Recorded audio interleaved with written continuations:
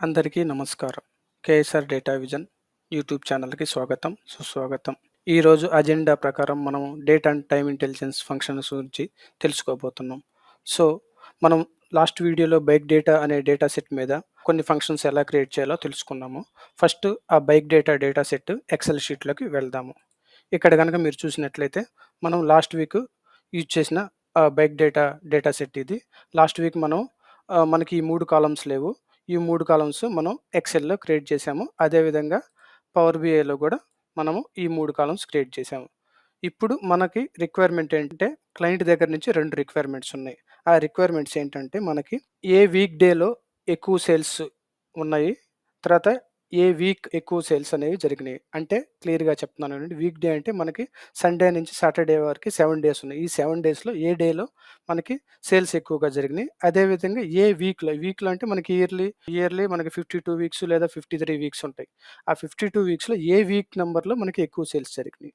అదనేది మనం క్లయింట్ దగ్గర నుంచి రిక్వైర్మెంట్ ఉంది. ఆ రిక్వైర్మెంట్ ప్రకారం మనం ఇప్పుడు ఎలా చేయాలనేది చూద్దాము. ఫర్ ఎగ్జాంపుల్ ఇప్పుడు నేను ఇక్కడ ఉన్నాను. ఇక్కడ మనం ఎప్పుడైనా నేను చెప్పేదేంటంటే టైమ్ అనాలిసిస్‌కి మీరు లైన్ చార్ట్‌ని యూజ్ చేయవలసిందిగా కోరుతున్నాను. టైమ్ అనాలిసిస్‌కి బెస్ట్ చార్ట్ ఏంటంటే లైన్ చార్ట్. ఇప్పుడు ఈ లైన్ చార్ట్ తీసుకొని ఇక్కడ బైక్ డేటా ఎక్స్పాండ్ చేసి ఇక్కడ మనకి ఆల్రెడీ సేల్స్ డేట్ కాలమ్ ఉంది. ఈ సేల్స్ డేట్ కాలమ్ ఇక్కడ డ్రాగ్ చేశాను. అదేవిధంగా ఏదైతే సేల్స్ ఉన్నదో ఆ సేల్స్ ఇక్కడ డ్రాగ్ చేశాను. ఇక్కడ మీరు గమనించినట్లయితే మనకి ఇయరు, క్వార్టరు, మంతు, డే ఉన్నవి. ఇవి ఇక్కడ 4 ఎందుకొచ్చినాయంటే ఈ సేల్స్ డేట్ అనేది డేటా టైప్ అందుకనేసి మనకొచ్చినాయి. ఇక్కడ suppose year wise sales year తీసేసాను. ఇప్పుడు ఇక్కడ క్వార్టర్ వైజ్ సేల్స్ ఉన్నాయి. లేదు నాకు మంత్ వైజ్ సేల్స్ కావాలి. ఇక్కడ చూడండి మంత్ వైజ్ సేల్స్ ఉన్నాయి. లేదు నాకు డే వైజ్ సేల్స్ కావాలనుకుంటే డే వైజ్ సేల్స్ కూడా ఇక్కడ మనకున్నాయి. బట్ వీక్ అనేది ఆప్షన్ మనకి ఇక్కడ లేదు. కానీ క్లయింట్ దగ్గర నుండి రిక్వైర్మెంట్ ఏంది? ఏ వీక్ డేలో ఎక్కువ సేల్స్ జరుగుతున్నాయి. అదేవిధంగా ఏ వీక్ నంబర్‌లో మనకి ఎక్కువ సేల్స్ అనేవి జరుగుతున్నాయి. సో, మనకి ఇప్పుడు దాని మీద వర్క్ చేద్దాం. సో, ఇప్పుడు ఇక్కడికెళ్ళేసి ఒక క్యాలిక్యులేటెడ్ కాలమ్, న్యూ కాలమ్ మీద క్లిక్ చేయండి. న్యూ కాలమ్ మీద క్లిక్ చేసిన తర్వాత ఫస్ట్ ఇయర్. ఇయర్‌లో మనకి జస్ట్ ఇయర్ అని టైప్ చేయండి. ఇయర్ అనే డాక్స్ ఫంక్షన్ ఉంది. ఇయర్‌లో మనం ఏ పారామీటర్ పాస్ చేయాలి? డేట్ టైప్ చేయండి. డేట్ టైప్ చేసిన తర్వాత ఆల్రెడీ మనకి బైక్ డేటాలో సేల్స్ డేట్ అనే కాలమ్ ఉంది. దాన్ని క్లిక్ చేసి క్లోజ్ చేయండి. క్లోజ్ చేసినట్లయితే ఇక్కడ మనకి ఇయర్ వచ్చింది. దాని తర్వాత నాకు మంత్ కావాలి. మంత్‌కి ఇక్కడ మళ్ళీ న్యూ కాలమ్ మీద క్లిక్ చేసి month equal to month of sales date. ఎందుకంటే మంత్ కూడా మనకి డేట్ కాలమ్ కోసమే ఎదురు చూస్తుంది. So, bracket close, click okay.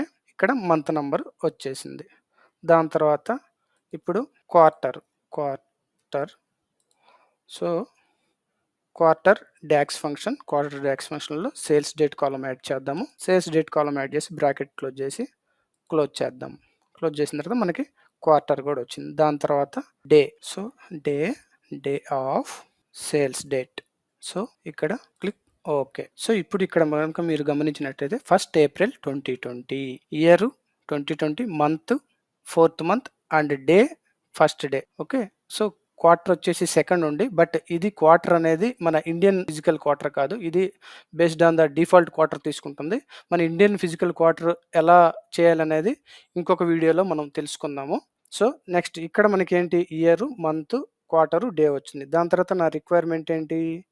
Week day కావాలి. So, new column week day equal to మనకి వీక్ డే అనే ఫంక్షన్ ఉంది. Just simple week day type చేయండి. ఆటోమేటిక్‌గా వచ్చింది. ఈ వీక్ డేలో మనకి సేమ్ డేట్ పాస్ చేయాలి. సేల్స్ డేట్ ఇక్కడ పాస్ చేద్దాం. సేల్స్ డేట్ పాస్ చేసి ఏదైతే రిటర్న్ టైప్ అనేది ఆప్షనల్. ప్రస్తుతానికి అది బ్రాకెట్ క్లోజ్ చేసి క్లోజ్. సో, ఇక్కడ మనకి వీక్ డే వచ్చేసింది. దాని తర్వాత ఇంకొక క్యాలిక్యులేటెడ్ కాలము. ఇప్పుడు వీక్ నంబర్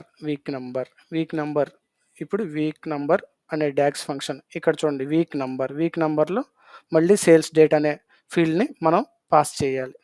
పాస్ చేసి క్లోజ్ చేసి బ్రాకెట్ క్లోజ్ చేసి క్లిక్ ఓకే. ఓకే చేస్తే మనకి వీక్ నంబర్ కూడా వచ్చినాయి. అంటే మనకి ఏదైతే క్లయింట్ అడిగాడో ఏ వీక్ డేలో ఎక్కువ సేల్స్ ఉన్నాయి, ఏ వీక్ నంబర్‌లో ఎక్కువ సేల్స్ ఉన్నాయి. ఓకే. ఇప్పుడు విజువలైజేషన్ వ్యూకెళ్దాం. వ్యూకెళ్ళేసి ఒక కాలమ్ చార్ట్ తీసుకుందాం. కాలమ్ చార్ట్ తీసుకొని ఇందులో ఇక్కడ మనం వీక్ డే డ్రాగ్ చేసి ఎక్స్ యాక్సిస్లో, వై యాక్సిస్లో సేల్స్ డ్రాగ్ చేస్తే ఇక్కడ మనకి 1 2 3 4 5 6 7 వచ్చినాయి. డేటా లేబుల్స్ టర్న్ ఆన్ చేద్దాం. డేటా లేబుల్స్ టర్న్ ఆన్ చేసి బోల్డ్ చేద్దాం. ఇక్కడ కనుక మీరు గమనించినట్లయితే 7th day 21.1 million sales. But 1 2 3 4 1 2 3 4 అంటే వాట్ ఈజ్ వాట్? 1 అంటే ఏంటి, 2 అంటే ఏంటి, 3 అంటే ఏంటి, ఏ వీక్ అనేది మనకి తెలియదు. సో ఇక్కడ మనకి నంబర్స్ రూపంలో ఉంది కాబట్టి మనకి తెలియట్లేదు. సో కాబట్టి ఇక్కడ మనకి సండే, మండే, ట్యూస్డే అని కావాలి.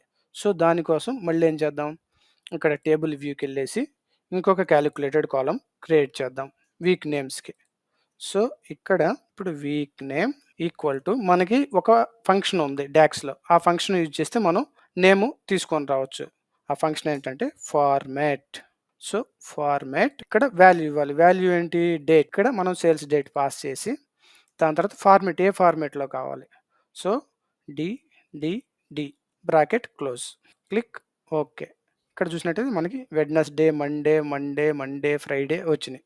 ఇప్పుడు డేటా వ్యూకి, విజువలైజేషన్ వ్యూకి వెళ్ళేసి ఇక్కడ వీక్ డే తీసేసి మనం ఏదైతే ఇప్పుడు మెజర్ క్రియేట్ చేసాం వీక్ నేమ్ మెజర్ని ఇక్కడ డ్రాగ్ చేయండి. డ్రాగ్ చేసినట్లయితే ఇక్కడ మనకి ఇప్పుడు వీక్ నేమ్స్ అనేసి ఉన్నవి అనమాట. ఇక్కడ ఆబ్వియస్గా మనం చూసినట్టయితే క్లయింట్ అడిగిన క్వశ్చన్కి ఆన్సర్ చేస్తే సాటర్డే అనేది మనకి ఎక్కువ సేల్స్ ఉన్నాయి, 21.1 మిలియన్ సేల్స్. సో నాకు ఓన్లీ 3 లెటర్స్ కాదు, నాకు ఫుల్ వీక్ నేమ్ కావాలనుకునేవంటే మీరు జస్ట్ ఇక్కడ వీక్ నేమ్ మీద క్లిక్ చేసి ఇక్కడ ఇంకొక డి యాడ్ చేయండి. ఇంకొక డి యాడ్ చేసి క్లిక్ ఓకే. ఇక్కడ చూసినట్టయితే సాటర్డే, ఇక్కడ మనకి ఫుల్ వీక్ నేమ్స్ అనేవి వచ్చినవి. సో ఈ విధంగా మనం ఒక క్యాలిక్యులేటెడ్ కాలం క్రియేట్ చేసి మనం వీక్ వైజ్ ఏ వీక్ సేల్స్ ఎక్కువ ఉన్నాయో మనం క్లయింట్కి ఆన్సర్ చేయొచ్చు. సో అదే విధంగా నెక్స్ట్ సేమ్ ఒక కాలం చార్ట్ తీసుకొని ఆ కాలం చార్ట్లో వీక్ నెంబర్ డ్రాగ్ చేసి ఇక్కడ వై యాక్సిస్లో సేల్స్ డ్రాగ్ చేసినట్టు ఇక్కడ మీకు చూడండి. ఇక్కడ ఆటోమేటిక్గా మనకి ఇయర్లో 52 53 depending upon the leap year, normal ఇయర్ని బట్టి మనకి వీక్స్ అనేవి ఉంటాయి. ఇక్కడ కూడా డేటా లేబుల్స్ మనం టర్న్ ఆన్ చేద్దాం. టర్న్ ఆన్ చేసినట్లయితే ఇక్కడ ఎక్కువ వీక్ నెంబర్స్ ఉన్నాయి కాబట్టి మనం ఎలా ఉన్నాయో, ఏది హైయెస్ట్ ఉందో మనకు తెలియట్లేదు. హైయెస్ట్ మ్యాక్సిమం ఇక్కడ 39 week number 47 and weak number 3.9 million. Week number 9 and weak number 47. So ఈ విధంగా మనం క్లయింట్ అడిగిన క్వశ్చన్స్ని ఆన్సర్ చేయొచ్చు. సో డాక్స్లో బై డిఫాల్ట్గా కొన్ని ఫంక్షన్స్ మాత్రమే ఇక్కడ పవర్ బిఐలో ఉంటాయి. మనకి ఏదైతే రిక్వైర్మెంట్స్ ఎప్పుడు ఎలా ఉంటాయో చెప్పలేము. క్లయింట్ ఒక్కోసారి ఈ వీక్లో ఏ week last day, last hour sales ఎక్కువ ఉన్నాయి, ఏ వీక్లో ఏ వీక్ డే ఎక్కువ సేల్స్ ఉన్నాయి, వీక్ ఎంటైర్ 54 వీక్స్లో ఏ వీక్ నెంబర్ ఎక్కువ సేల్స్ ఉన్నవి అనేసి ఇలా డిఫరెంట్గా క్లయింట్స్ అనేవాళ్ళు క్వశ్చన్స్ అడుగుతూ ఉంటారు మనల్ని. సో దాని ప్రకారం మనం ఈ డాక్స్ అనే కాన్సెప్ట్ యూజ్ చేసుకొని మనం ఎలాగైనా అనాలిసిస్ అనేది చేసి రిజల్ట్స్ ప్రొడ్యూస్ చేయొచ్చు. సో ఈరోజు మనం చూసుకున్నట్లయితే ఈరోజు ఎజెండాలో మనం ఈ డేట్ అండ్ టైం ఫంక్షన్స్లో ఏమేమి ఫంక్షన్స్ నేర్చుకున్నాము మీరు కనుక చూసినట్టయితే ఫస్ట్ ఇయర్ తర్వాత క్వార్టర్, దాని తర్వాత మంత్ అంటే మంత్ నంబరు, దాని తర్వాత డే, దాని తర్వాత వీక్ డే, దాని తర్వాత వీక్ నంబరు, దాని తర్వాత వీక్ నేమ్లో మనం ఏం ఫంక్షన్ యూజ్ చేసాం? ఫార్మాట్, ఎందుకంటే మనకి వీక్ నేమ్ కావాలి కాబట్టి.